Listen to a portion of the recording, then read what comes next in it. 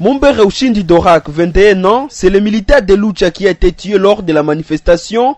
Il a été atteint par balle tirée par un policier au niveau du petit marché de Kanzuli-Nzuli où s'est rassemblé des dizaines de manifestants, dont certains militaires de Lucha. Il a été dépêché en la clinique de l'Istem où il a rendu l'âme, explique Bien-Aimé Kaviro, l'aide militaire de Lucha. Loin de là, on note quelques autres personnes blessées lors des altercations dans plusieurs coins de la ville. Une trentaine d'autres ont été interpellées par les forces de l'ordre et de sécurité depuis le dimanche soir.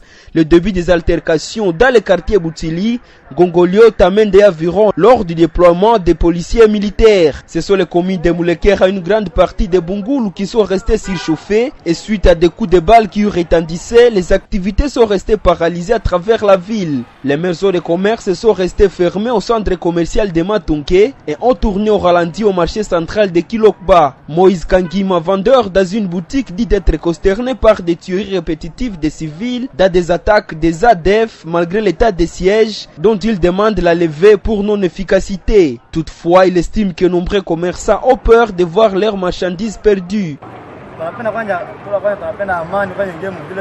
Nous voulons que la paix soit d'abord revenue et c'est vrai, nous ne voulons plus de cet état de siège parce que nous ne voyons pas ce résultat. Les gens sont engortillés jour et nuit. Nous ferons suite à la grève et c'est parce que nous ne voulons pas voir nos biens être emportés. Nous voulons que les autorités nous aident à ramener la paix dans notre ville de Beni.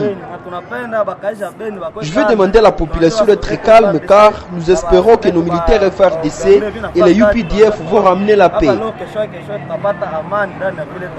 C'est une série de manifestations initiées par les collectifs des groupes de pression et mouvements citoyens de Beni pour exiger la levée de l'état de siège qui, selon les initiateurs, a montré ses limites. Les autorités de la ville se sont inscrits en faux contre ces 5 journées villes mortes et ont mis à garde tout celui qui va tenter de troubler l'ordre public.